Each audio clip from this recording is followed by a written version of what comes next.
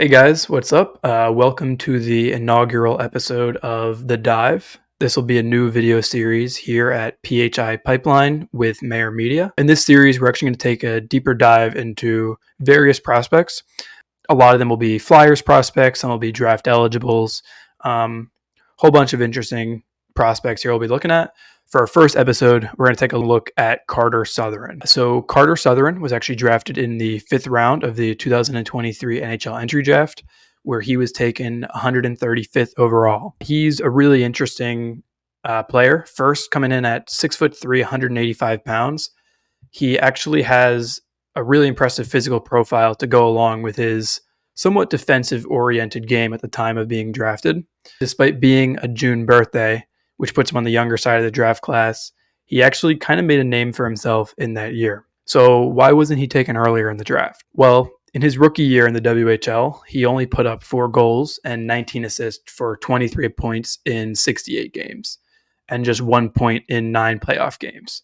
So heading into the draft, the general consensus among many scouts was that his offense game was too weak, despite his transition and defensive game being pretty much excellent. So there were some general concerns that this wouldn't translate to the next level like scouts are looking for when they're drafting players. What the Flyers saw, however, that many other teams who passed on him clearly didn't see, was that this lack of offense wasn't actually a shortcoming, but this was rather a testament to just how well Sotheran sees the ice. So Sotheran actually played most of his draft-eligible season on a pair with another draft-eligible defenseman, 𝐏𝐈𝐏𝐄𝐒. 𝐏𝐿 is actually one of the most prototypical offensive defensemen you'll see. So as a result, Sotheran was actually often delegating his offensive responsibilities to his defensive partner so he could focus on being in position to take on the defensive workload for 2.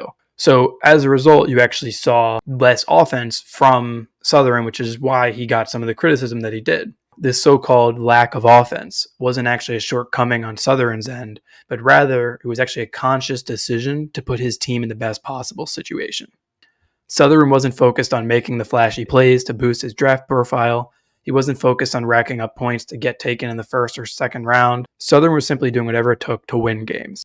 But this year, Sotheran actually took his game to another level. He showed that he could not only maintain the defensive responsibilities he took on last year, while being a force to be reckoned with in transition, but he also could sprinkle in offense when the time called for it. As a result, Sotheran nearly doubled his production this year, as he scored 13 goals and 27 assists for 40 points in 66 games. Carter Sotheran then kicked it up another notch in the playoffs this year, where he recorded 11 points in 14 games. But let's really focus on the hallmark of Sotheran's game, his transitional play. While Sotheran is excellent in most facets of the game, in transition, he could write a book on it. His controlled entries and exits are excellent, as he almost never makes the wrong decision, but even when he does, he's just as elite at preventing entries as he is at controlling his own. This profile makes for a really uniquely well-rounded player, one that is often adored by those of us who like to pay attention to advanced analytics. Another Flyer who fits this bill? Cam York. Sotheran possesses that same quality that York does, where you might not see him on the score sheet too often, and you might not see him making massive stops in the defensive zone, but that's because he's stopping them before they even become dangerous opportunities. And even though you may not see him on the score sheet, he may be the one getting your team through the neutral zone every time, allowing you to get those dangerous goals. So what does the rest of Sotheran's career look like? Well, as a younger player for the 2023 draft, his CHL eligibility will actually prevent him from playing in the AHL next season. So for him, it's either the NHL or back to the CHL.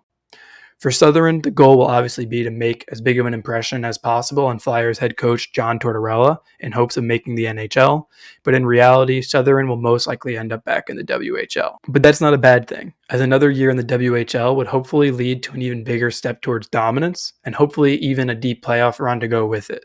After that, the goal for Sotheran would be the NHL, but a year or 2 in the AHL to polish his game and adjust to harder competition wouldn't be unprecedented. Once Sotheran cracks the NHL, I'm sure it won't take him long to figure it out. Sotheran's a very cerebral player and already thinks the game at a very high level, which should make the transition much easier for him than other players. Once he's there, I actually think Sotheran is most likely a second pair defenseman, but if he fills out that 6'3" frame and combines that with his high-end vision on the ice, Sotheran could make for an excellent number 2 to a number 1 on the first pair. So what should Sotheran work on to get to this point?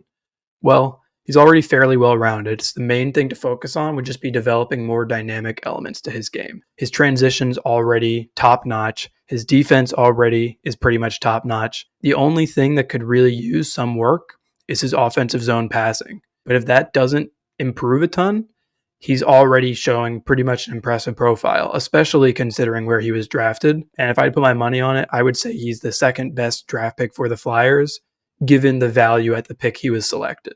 Obviously, Michkov is number one, but considering you got Sotheran in the 5th round, he's probably the second most valuable pick you got in that entire draft. Hopefully, in a short amount of time, he can show that he can compete even against the next level of competition, and hopefully we'll see him on the NHL roster sooner than we all expect.